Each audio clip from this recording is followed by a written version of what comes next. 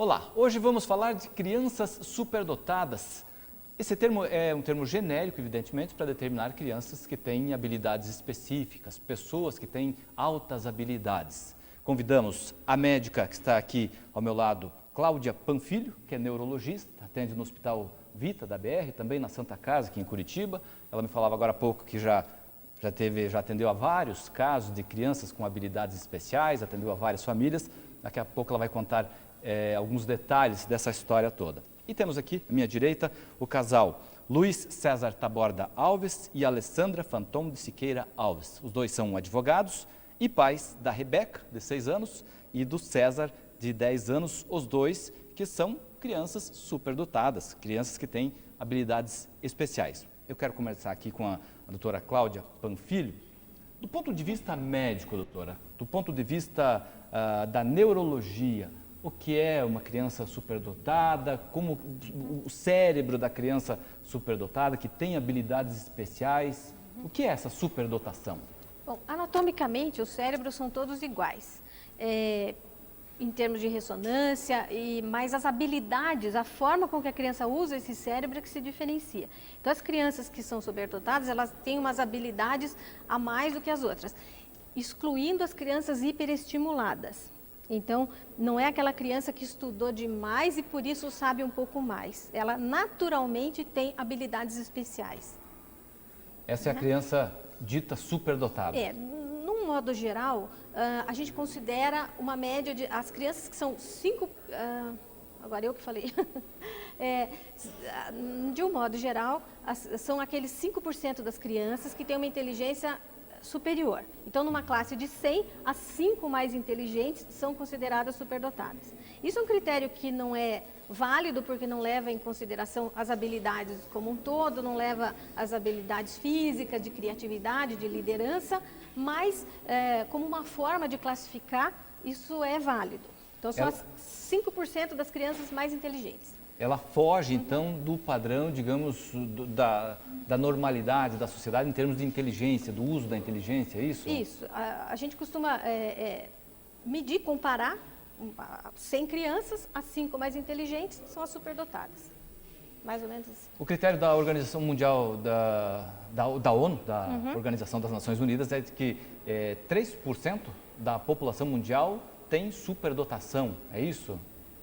Na verdade, tem algumas escolas que consideram 2%, outras 3%, outras 5%, porque varia de acordo com o que você mede isso, com o critério que isso é medido. Então, fica em torno disso mesmo. Considerando esse índice, a população brasileira, hoje nós teríamos, então, em torno uma quantidade enorme de crianças. Pois é, 3 ou 4 milhões de pessoas com superdotação no Brasil. Nas mais diversas áreas. Isso é bom ou é ruim, doutora? Isso é muito bom. Isso muito é bom? muito bom. Tá bom. Desde que seja bem aproveitado. Bem aproveitado. E esse é o X da questão, aproveitar, bem identificar essa superdotação, não é? Deixa eu começar com o Luiz César, e também com a Alessandra, que são os pais da Rebeca, e do César. Como é que vocês identificaram isso? Como foi esse trabalho para identificar, para saber que eles tinham uma superdotação, tanto a Rebeca como o César? Pois é. O que nós aprendemos dessa questão superdotação ou altas habilidades foi, não vou dizer exatamente aos trancos e barrancos, mas foi com bastante dificuldade. Foi algo muito complicado, porque a princípio o nosso filho mais velho, que foi quem nos encaixou nesse trilho, era tido numa escola como problema. Ele sempre era problema. Ele não acompanhava a turma, ele não aprendia, ele não... Depois nós fomos entender que ele se recusava a fazer algumas atividades, as principais, porque muito provavelmente para ele não tinham graça, não chamavam a atenção, não tinham desafio. E essa questão do desafio ficou bastante clara, não para nós, mas para as pessoas, para o pessoal do Inodap que começou a nos atender, que pontuou uma situação em que ele, já com 6 para 7 anos, num dado momento olhou para os professores, se pôs de 4 e engatinhou a escola inteira, do tipo assim, ó, não está chamando atenção. E mais tarde, uma professora na Belas Artes nos fez o link com o Inodap, que daí fez toda uma avaliação e disse, olha, ele não é problema. O problema não é de aprendizagem, o problema é de ensinagem. A professora Sabatella usa bastante essa. E depois nós fomos vendo outras situações até anteriores, e só que é aquilo, o superdotado, então não é aquele mundo cor-de-rosa, ele faz tudo rápido, ele aprende rápido. Não. Para nós ele manifestou muitas dificuldades em coisas que nós queríamos que para ele fossem mais fáceis, mas manifestou em outras situações uma capacidade muito superior à que a gente consegue às vezes até entender. E tanto que até a gente brinca, ele não se interessa com muita coisa, mas quando ele se interessa, sai da frente, porque a gente não sabe onde ele vai parar. O César ele estava com que idade? Hoje ele está com 10. Com que idade quando vocês perceberam essa dificuldade na escola e aí resolveram procurar ajuda profissional? Foi em torno dos 3, 4 anos, né? Então, eu gostaria de 3 ou comentar 4 o anos, seguinte. por favor. O nosso filho mais velho foi uma criança que de bebê ninguém prestava atenção se estava tocando uma música, não sei o quê. Ele tinha lá 8 meses, ele avisava o vô que tinha acabado de tocar a música. E adorava música clássica, sempre foi bastante eclético, mas avisava o vô que do jeitinho dele, ele avisava que acabava a música. Isso começou a chamar atenção. Quando tinha 1 ano, não tinha criança na família, a gente levava para uma turminha de estimulação, para conviver com outras crianças, para trabalhar a coordenação motora, para brincar e tal. E numa oportunidade, todo mundo fazendo a proposta, que era encaixar umas argolas, umas cobrinhas que estavam se movimentando, ele só ficava observando. E a gente falou assim, meu Deus, ele não vai fazer? Não, ele estava investigando o brinquedo, ele travou as cobras, investigou e do jeitinho dele ele falou, tem pilha. Porque desde sempre ele quis buscar o porquê das coisas. Ele nunca foi uma criança que brincou como as demais. Daí ele vai para o maternal, ele vai investigar a escola. Ele vai conversar com o porteiro, ele vai conversar com a servente, ele gostava sempre de conversar com adultos. Mas quer dizer, até encontrar ajuda profissional, isso para vocês era um problema? Não era para nós. Mas a escola dizia que o fato dele brincar sozinho, porque ele brincava, ele estava investigando, ele estava vendo se tinha lâmpada funcionando, se estava tudo em ordem, ele estava brincando. Só que no conhecimento dele. da escola, isso era um problema, porque ele não estava interagindo igual às outras crianças. Ele brincava com as outras crianças, mas ele chegava um momento, ele tinha que percorrer o ambiente, o pátio, ele tinha que investigar. Então ele brincava de outra maneira. E daí chegou um momento que eles falaram assim, não, ele tem problema. Ele deve ter uma síndrome. A gente ouviu muita coisa feia, desencontrada, de pessoas mal preparadas. Culpa delas? Não tiveram oportunidade de ainda ter esse conhecimento. Mas falaram que ele tinha problema. Tinha problema. Então, o ele que era a gente faz? autista. Síndrome, autista. Isso. Então, tem problema, ele conversa com adulto. Quando isso é uma característica do superdotado, porque ele vai buscar sempre uma pessoa que o estimule. Né? Se ali ele já se satisfez, ele vai buscar alguém que possa lhe trazer mais. E isso é uma característica. Né? Então, quando ele passou Então, a gente estava estimulando ele com psicopedagogia, daí a psicopedagogia... Está tudo certo. Não havia nada errado. Ele desencontra essa necessidade que a escola apresenta, porque está tudo certo. Vai numa psicóloga, não tem como ajudá-lo, está tudo certo. Daí, aos 6 anos, nós soubemos que haveria um teste seletivo na Escola de Música e Belas Artes e nós o levamos, aos 6 anos. E ele passou, muito afinado, com a voz e tal. E lá, num dia que o pai foi buscá-lo, a coordenadora falou assim, olha, vocês sabem que esse menino é inteligente e tal, eu gostaria que vocês o levassem no Instituto de Otimização de Aprendizagem, Talento e Superdotação, com a professora Maria Lúcia Batella, porque eu estou vendo que essa criança é superdotada. Daí ele chega em casa com isso, em choque, a gente ficou, né? Porque se a gente estava trabalhando como se ele tivesse déficit, de repente ele podia estar numa outra ponta. Você saiu do déficit para o superávit Como e... assim? Quer dizer, sim, de um dia pro somente outro. aí, então, que vocês... Sim, até então a Na gente verdade, não a gente tinha sempre noção. achava que tinha alguma coisa. Existia alguma coisa especial ali. Porque como é que algumas coisas ele vai muito, ele percebe muita coisa.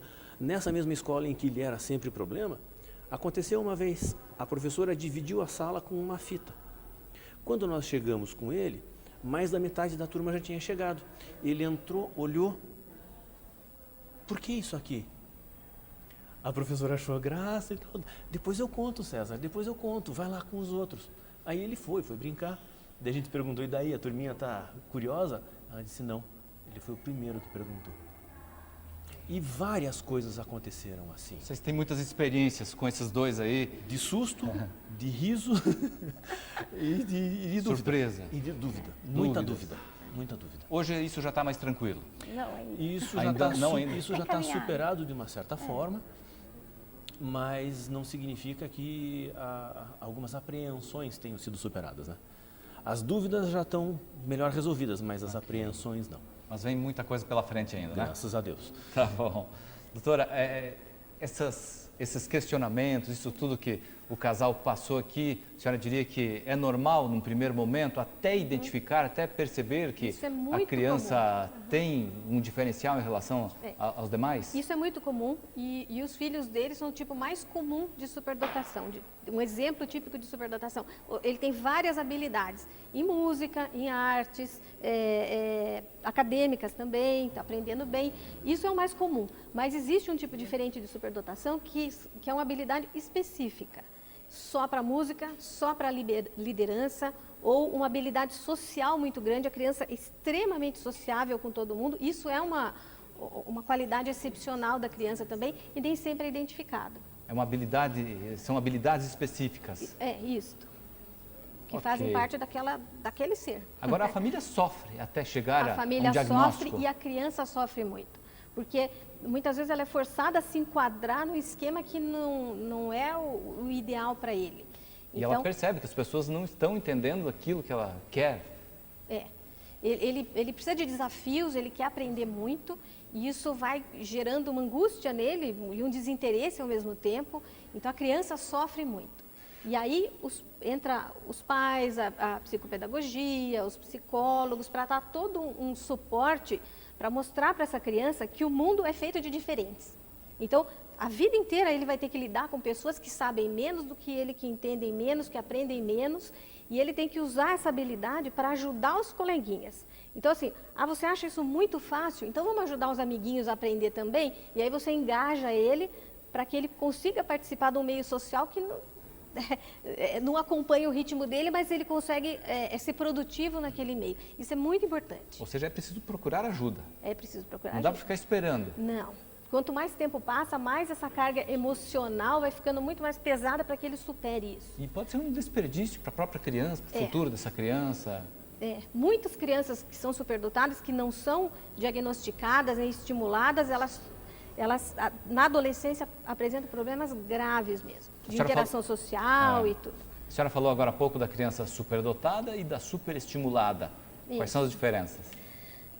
Eu dei um exemplo aqui que, assim, hoje em dia, com esse acesso à informação, as famílias percebem o quanto que é importante a gente estimular a criança.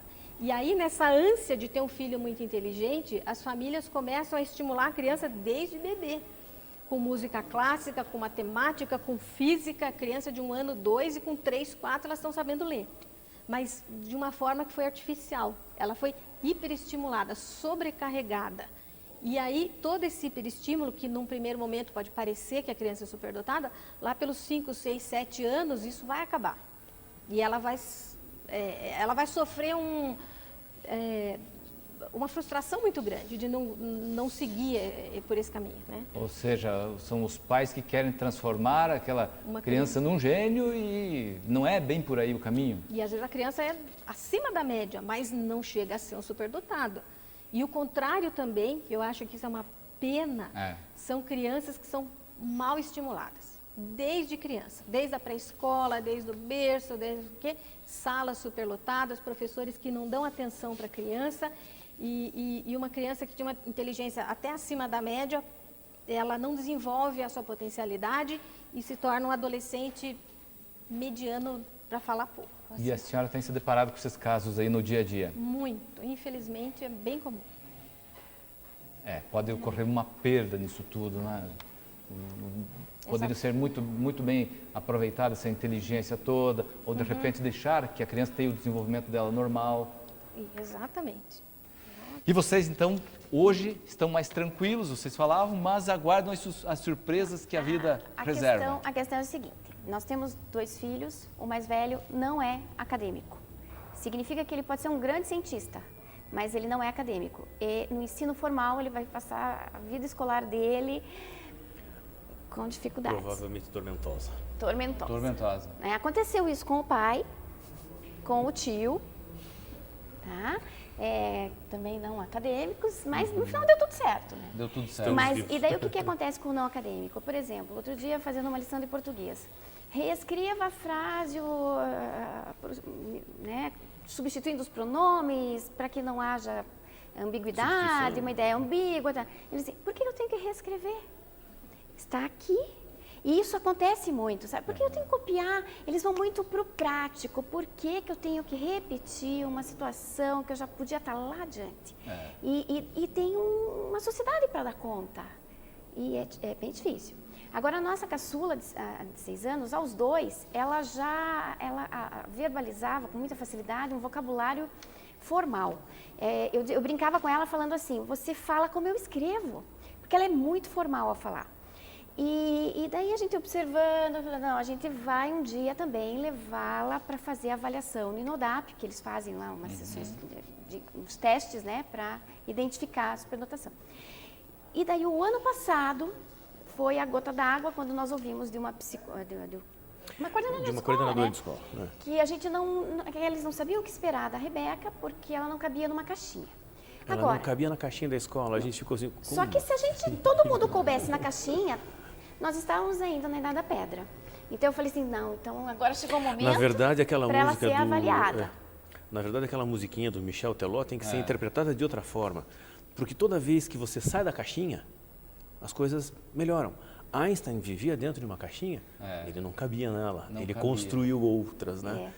E essa questão, a doutora falou a respeito, se trabalha muito com as linhas médias, quem é que está no médio. E acabou sendo um dos nossos pontos de toque, o que um neurologista também nos falou, é que o problema do César é que ele está saindo do médio. Toda vez que sai do médio é problema. O médio é o padrão. Exato. Saiu desse padrão, aí é problema. Exato. Talvez problema que ele queira dizer dá trabalho para alguém. Sim. Só que isso questionar não as coisas. Questionar o que está posto. Exato. Agora, se a gente não está aqui para questionar as coisas, está aqui para repetir. E a questão de um ser acadêmico e outro não ser, a que é acadêmica, por exemplo, ela faz muito rápido tudo. E a nota mais baixa dela é 90, ela está no primeiro ano. Enquanto muitos ainda não estão lendo, ela já está conseguindo fazer a cursiva e lendo letra de imprensa. Então a gente falou ontem, leva um livrinho, a gente fala para ela levar para desenhar e tal. Porque ela termina e às vezes ela professora, porque ela ficou andando pela sala. E daí vem aquela coisa, às vezes surge, porque a criança é hiperativa. Às vezes não, ela está precisando de serviço. Ela está precisando de mais atividade que a estimule. Ela não se ajusta àquela condição porque imposta. Ela precisa de mais, ela precisa de mais. Então, às vezes, a professora, sabendo disso, de como ela precisa conduzir, às vezes ela leva um recado, ela leva um material para a biblioteca. E daí, ontem, o livro, ela fez rapidinho, ela pegou o livrinho dela, leu, a professora, agora vamos fazer outra atividade. Ela fechou o livrinho e foi para a atividade.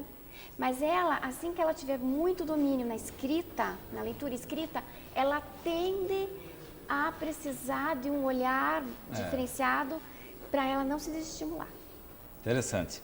Nós já vamos continuar conversando sobre as crianças superdotadas. Nós vamos fazer um rápido intervalo e já voltamos.